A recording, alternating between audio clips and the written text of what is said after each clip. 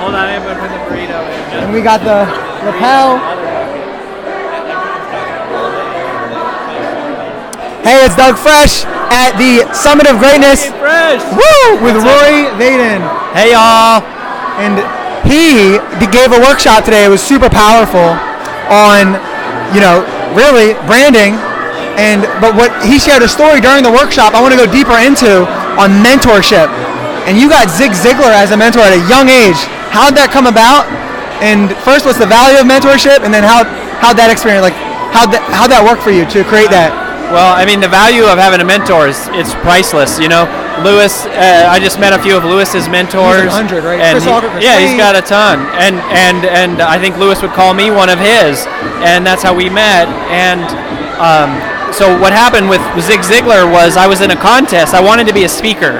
And I heard about a contest called the World Championship of Public Speaking from Toastmasters. Toastmasters, yeah. And I thought, gosh, maybe if I won the World Championship, that would give me the credibility to be a speaker. And so 25,000 contestants compete from 90 countries from across the globe for a chance to be called the World Champion of Public Speaking. And in 2006, I made it to the top 10 and I lost.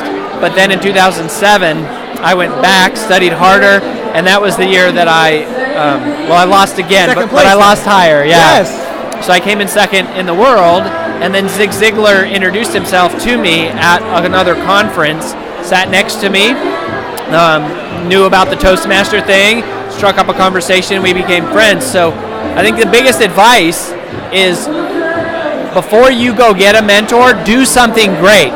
Do something great. That's how you garner people's attention, is do something meaningful, achieve, it doesn't have to change the world, but do something powerful impactful, and then mentors they'll be open to helping you. Yep. And the other thing he did was Rory went to Toastmasters. In Toastmasters, I've done 23 speeches, you get assigned a mentor. So that's the call to action, and then exceed with whatever you do. That's awesome. Yeah. Thanks. What was the biggest number one thing you learned from Zig?